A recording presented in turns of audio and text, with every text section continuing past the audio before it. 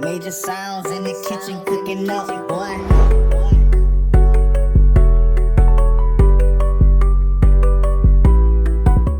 What's up, YouTube fam? Y'all already know who it is and what it is, and we talking about Georgia Bulldogs today. They had their G-Day scrimmage today, and I think it went pretty well.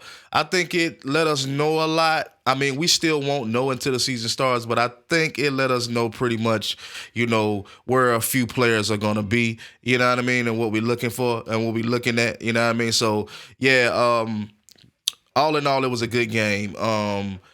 I seen some flashes, especially on offense. That's who I was really concerned with, or what I was really concerned with was the offense. And I feel the offense, the number one offense, was doing damn good. You know what I'm saying?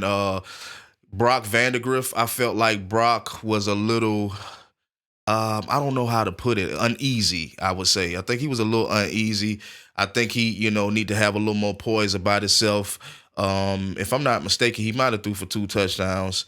It was a lot of incompletions with Brock Vandegrift. A lot of the times he was trying to scramble and things like that. And that could be just due to a good defense. Who knows? You know what I mean?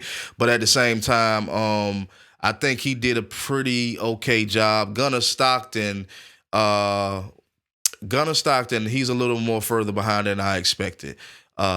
He's a freshman, so I'm not expecting too much from him. I think so much of the Georgia hype, you hear so much of Georgia fans and the podcasters speak so highly about Gunnar Stockton. So I guess that kind of convinced me that he was more than what I actually seen on the field, you know what I mean? And maybe it just wasn't a good day for him, but I see that he's a little more further behind. And then we got Carson Beck. Carson Beck seemed like the guy for the job. You know what I mean? I mean, he was poised. You could tell he was confident. You know what I'm saying? He made the right throws.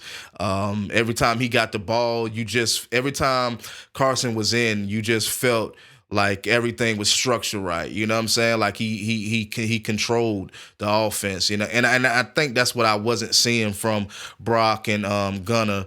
The fact that they weren't, controlling the offense, or they didn't feel as comfortable as Carson did. But Carson did a damn good job. I think he threw for a touchdown. He had like 232 yards.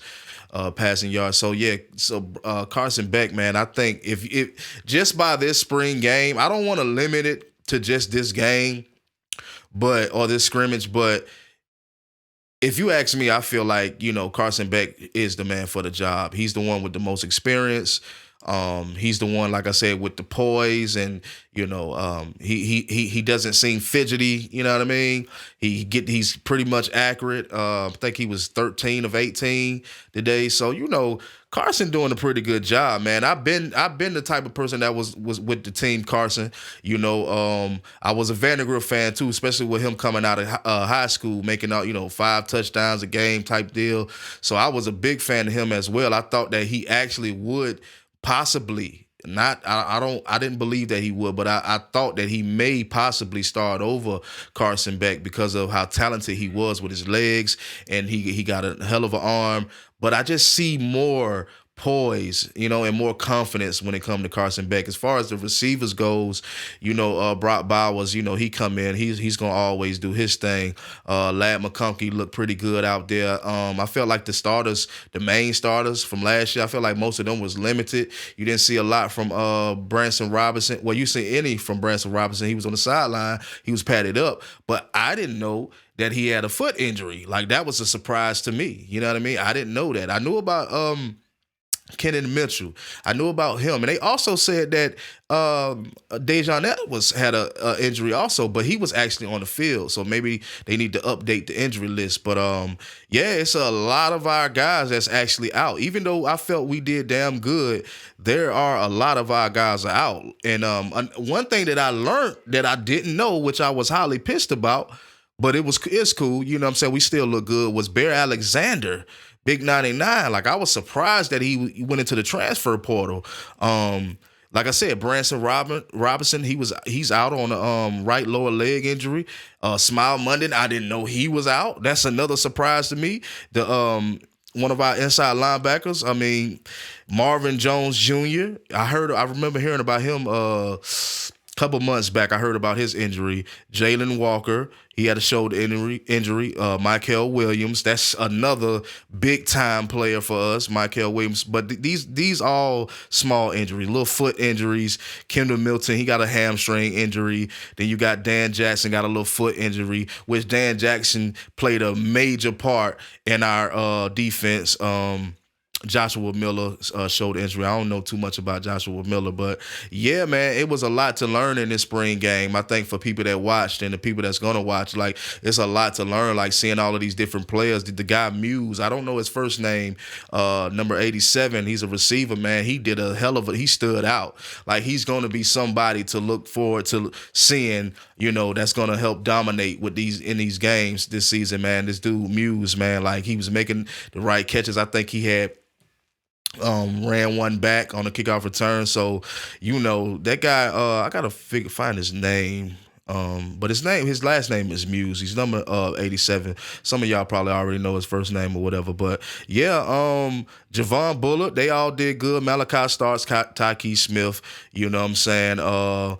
Nyland Green, they all did pretty good, man. The first teams on offense and defense, I think they did pretty good. I think they was slacking in the beginning, you know, but towards the second half, it seemed like they started, you know, channeling in and locking it down. So, like I said, it was a pretty good spring game. If you give with my opinion, if you ask me my opinion, I feel like Georgia is definitely going to give a lot of teams this year problems, especially that first team. They definitely, if Carson Beck is a starter and, you know, we get all our guys, all our running backs, because we got to be able to run the ball, you know what I mean? So if we get, you know, our running backs out of the injury list, especially people like Kendall Milton and Branson Robinson, you know what I mean? They come back for the season and start. I feel like, you know, and with the receivers we already got. And plus, don't let me leave out Lawson Lucky, one of our newest additions to the tight end room. He's definitely showing a lot of flashes. If you ask me, you know what, man? It's crazy because I thought Oscar Depp was going to be that guy to stand out, you know, this season. And he may just be, you know, the season hasn't started yet, but I seen a lot from Lawson Lucky, man. I feel like Lawson Lucky will be that next one up, that next tight end up to really. They may have Oscar Depp blocking. He may play Darnell Washington's role. You know what I'm saying? And let Brock Bowers and Lawson Lucky get out there, make them catches, and get out there and do what they need to do. You know what I mean? That's the way I feel. I don't know. You know, the coach staff may see something different. But yeah, man, I feel like all in all, with all of the players we got out, and let me say this for the record, for all of these guys, all of these teams that think that Georgia just be having all of these 5 stars and all of these the NFL players on the field, we also have a lot of our NFL players are also out.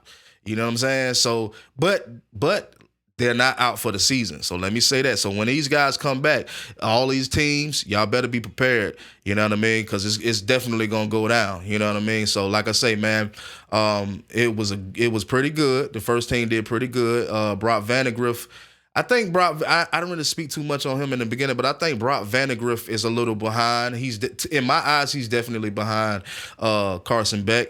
I think a lot of times he seemed like he trying to put too much of a zip on the ball. He seemed like he always trying to throw bullets, and sometimes you don't always have to try to force a ball, especially if your man's wide open. And a lot of times, you know, the man wasn't wide open, but I think that he put too much on it whenever he makes his throw. He kind of throw like a pitcher or something, a baseball pitcher. You know what I mean? But he had a couple of good plays. He had a couple of good runs also that I felt like, you know, Carson Beck might have wouldn't have been able to make, but at the same time, you know, we don't need you to just use your legs. We need you to be accurate when it comes to making these throws. You know what I mean? So he definitely is behind. Like I said, if you ask me and you ask for my opinion, I feel like Beck is the number 1 quarterback. So be prepared for that. I think his accuracy is good. I think he can throw. I think he can get it downfield as far as he wanted to.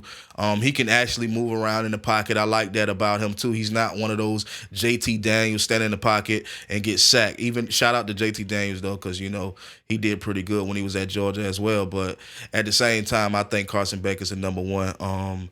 Y'all go check it out.